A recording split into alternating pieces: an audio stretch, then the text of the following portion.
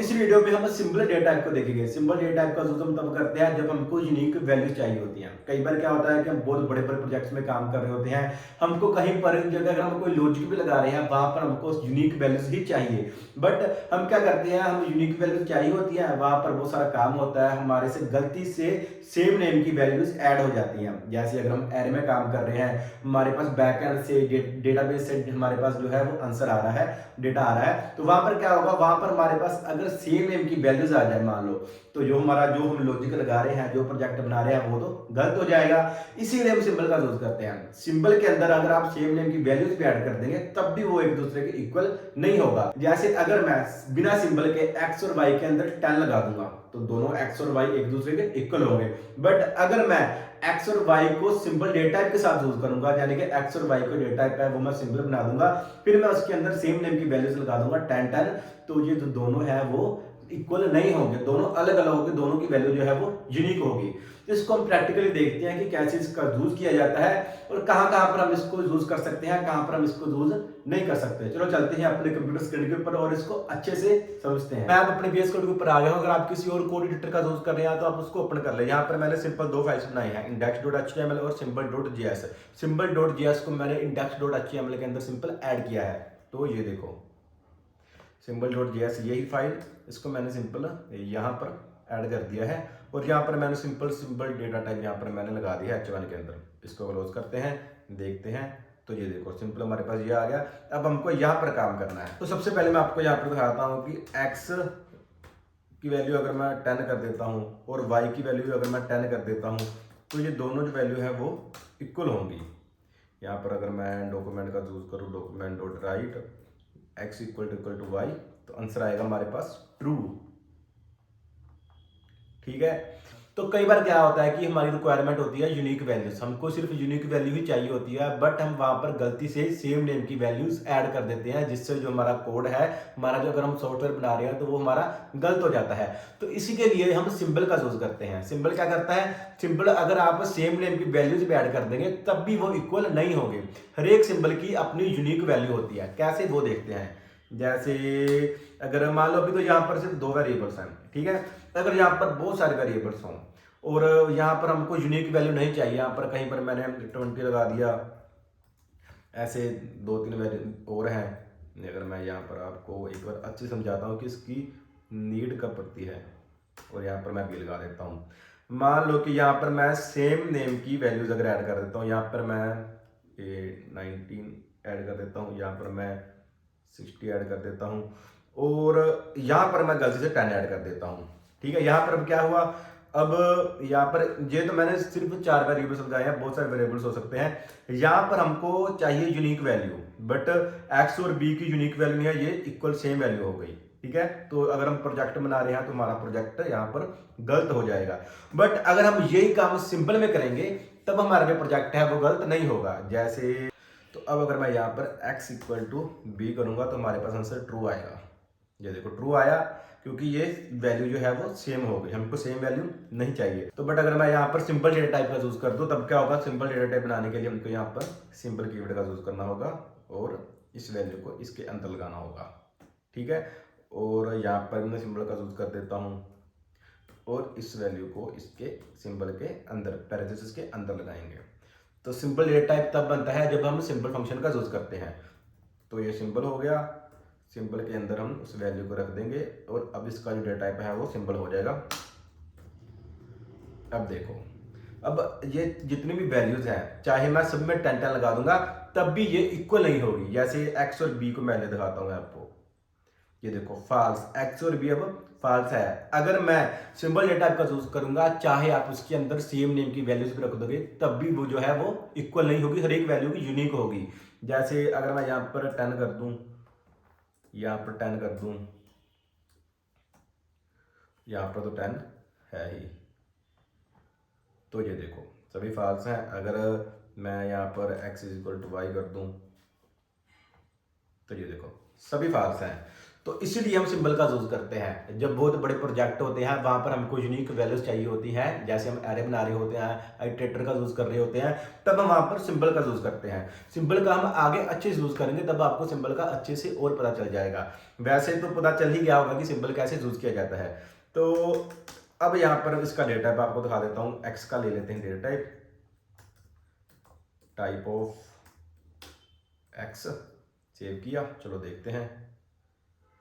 तो यहाँ पर आ गया सिंबल। ठीक है, तो ऐसे आप सिंपल डेटा टाइप को बना सकते हैं। तो ऐसे आप किसी भी वेरिएबल के अंदर सिंबल लगाएंगे और पैरेंथेसिस के अंदर उसकी वैल्यू को ऐड कर देंगे। तो बट यहाँ पर अगर मैं प्रिंट करवाना चाहता हूँ तो कैसा होगा? अगर मुझे प्रिंट करवाना है एक्स को, तो अब देखना, एक्स को प्रिंट करवाते हैं तो यहाँ पर प्रिंट नहीं होगा। ठीक है, तो इसको देखने के लिए हम चलते हैं, यहाँ पर हमारे पास एरर आएगा। हम सिंबल को ऐसे प्रिंट नहीं करवा सकते। ये देखो, cannot convert symbol to string. तो इसको देखने के लिए हमको इसको स्ट्रिंग में कन्वर्ट करना होगा, डॉट टू स्ट्रिंग, सेव किया। अब देखना, तो यहाँ पर हमारे पास ये आ गया। ठीक है, सिंबल 10 हमारे पास आ गया। तो बट अगर मैं इसको ऐसे नहीं देखना चाहता, मुझे सिर्फ वैल्यू देखनी है। ये तो हमारे पास पूरा आ गया, बट मुझे सिर्फ वैल्यू देखनी है। तो मैं थोड़ा सा ना इसको ऐसा करता हूँ, यहाँ पर हम लगाते हैं H3, थोड़ा क्लियर दिखे।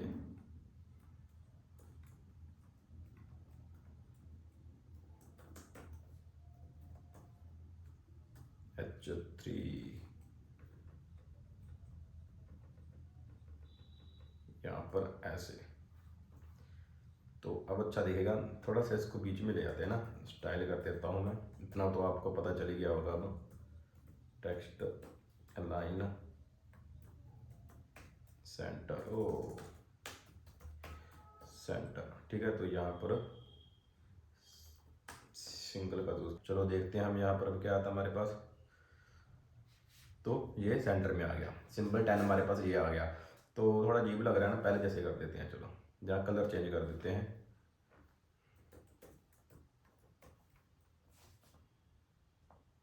तो ये देखो सिंबल 10 हमारे पास आ गया। तो अब हमको अब क्या करना है, मैं चाहता हूं कि ये जो टू स्ट्रिंग है, ये यहाँ पर मैं इसको ऐसे ना, इसे ऐसे नहीं देखना चाहता, मैं सिर्फ इसकी वैल्यू देखना चाहता हूं। तो तब क्या करेंगे, तब हम टू स्ट्रिंग की जगह लगाएंगे यहाँ पर डिस्क्रिप्शन। तो यहाँ पर कोई पैरेंथेसिस नहीं, सिर्फ डिस्क्रिप्शन लगाएंगे।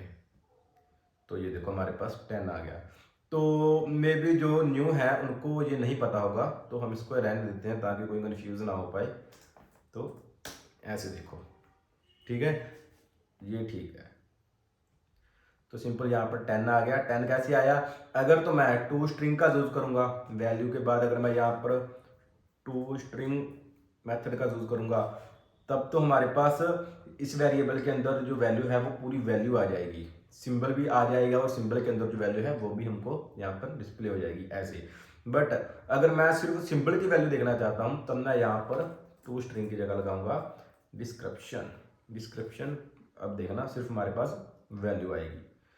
तो अब हम यहाँ पर देखते हैं कि अगर मैं इसको ऑब्जेक्ट के अंदर ऐड करना चाहता हूँ तो कैसे कर सकता हूँ। इसको कट कर देते हैं और यहाँ पर मैं सिंबल के अंदर सिंपल ले लेता हूँ नेम। ठीक है, और यहाँ पर भी नेम कर देता हूँ मैं। तो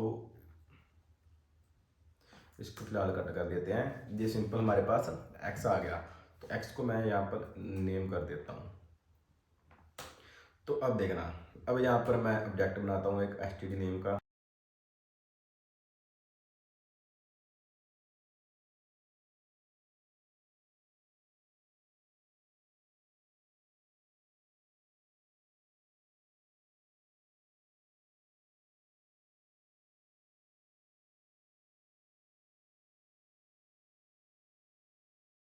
और यहाँ पर मैं कर देता हूँ जेंडर, और यहाँ पर जेंडर में कर देता हूँ मेल। ठीक है, तो पहले इसको देखते हैं। यहाँ पर इसको अभी फिलहाल रहने देते हैं, जब कमेंट बना देता हूँ मैं। नीचे हम यहाँ पर इसको चेक करते हैं कंसोल के अंदर, console.log, और यहाँ पर मैं लगाता हूँ std। तो सिंपल, ये तो सिंपल ऑब्जेक्ट है, जैसे बाकी देखते हैं वैसे ये दिखेगा। इंस्पेक्ट किया तो ये देखो ये आ गया। अब मुझको इसके अंदर ये जो सिंबल है इसको ऐड करना है, ठीक है। ये सिंबल को कैसे ऐड करेंगे, मैं यहाँ पर अब लगाता हूँ नेम,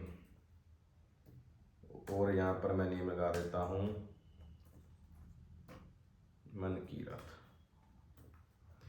ऐसे करने से क्या ये सिंबल ऐड हो जाएगा, नहीं ऐड होगा। ये सिंपल वैल्यू है जो वो ऐड होगी, वो सिंबल नहीं ऐड होगा। ये देखो यहाँ पर एरर कहीं पर है, सॉरी यहाँ पर कोमा लगाना है, तो ये देखो ठीक है, ये ऐड होगा नेम। बट मुझे ये सिंबल ऐड करना है, ये जो डेटा टाइप है मुझको ये ऐड करना है। तो इसके लिए मैं यहाँ पर क्या करूँगा, मैं इस नेम को ऐसे नहीं लगाऊंगा, इसको मैं लगाऊंगा स्क्वायर ब्रैकेट्स के अंदर। ये देखो अब जो है, अब ये सिंबल बनेगा। अब देखना, अब हमको ऑब्जेक्ट के अंदर सिंबल दिखाई देगा। ये देखो यहाँ पर सिंबल आ गया और यहाँ पर मनकीरत आ गया। तो अब आप सिंबल का यहाँ पर अगर नेम लगा दें, नेम मैं यहाँ पर लगा देता हूँ नेम, तो अब देखना, तो यहाँ पर सिंबल और इसका नेम यहाँ पर मनकीरत ऐसे आ गया।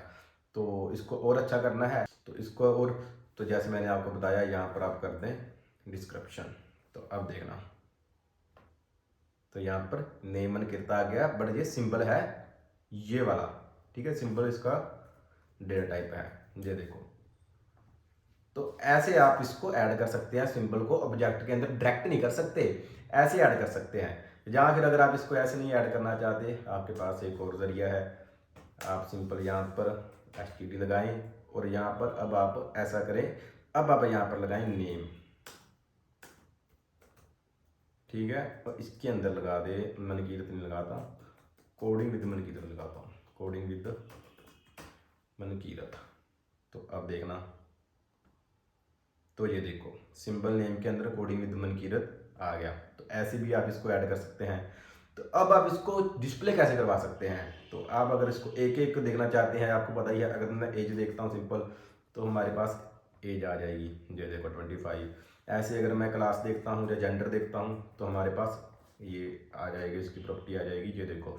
बट अगर मैं सिंबल देखना चाहता हूँ, तब मैं क्या करूँगा, तो अगर मैं ऐसे करूँगा, मैं नेम लगा दूंगा, तो ये नहीं आएगा, ठीक है। तो ये देखो हमारे पास अनडिफाइंड आ गया, क्यों, क्योंकि ये डिफाइन ही नहीं हुआ। इसको देखने के लिए आपको जो सिंबल है इसको आप ऐसे चेक करेंगे, स्क्वायर ब्रैकेट्स के अंदर आप इसको चेक कर सकते हैं डॉट की बजाय। ये देखो कोडिंग विद मनकीरत तो हमारे पास डिस्प्ले होने लग गया। तो ऐसे आप यहाँ पर सिंबल को चेक कर सकते हैं। तो ये जो दो तीन चीजें हैं सिंबल की, ये आपको ध्यान में रखनी है। तो ऐसे अगर आप ऑब्जेक्ट के अंदर सिंबल लगाया है, तो उसको आप अगर इन एरे में चेक करना चाहते हैं, तो वो आपको डिस्प्ले नहीं होगा। जैसे अगर मैं यहाँ पर लगाता हूँ, यहाँ पर मैं लगा देता हूँ फॉर इन का यूज करता हूँ मैं, फॉर इन। तो फॉर इन आपको पता ही है कि ऑब्जेक्ट्स के लिए होता है।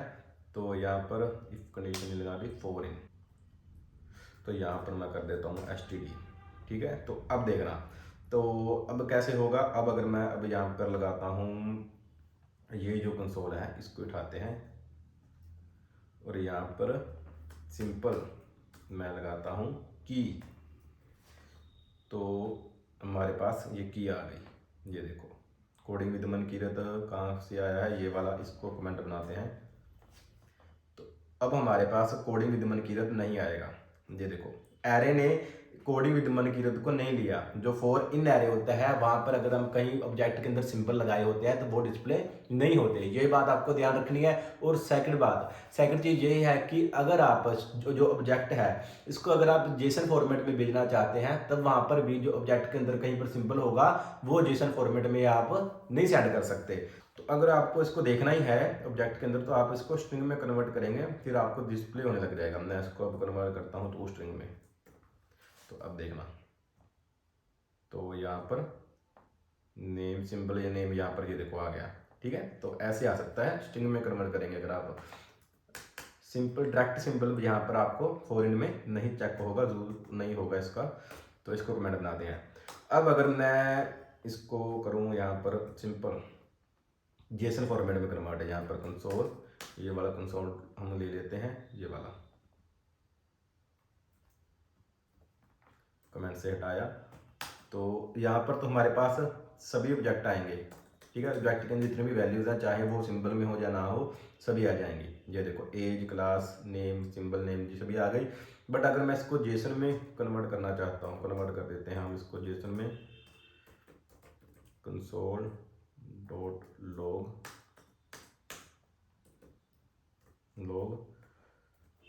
जेसन डॉट स्ट्रिंगीफाई किसको करना है, एसटीडी।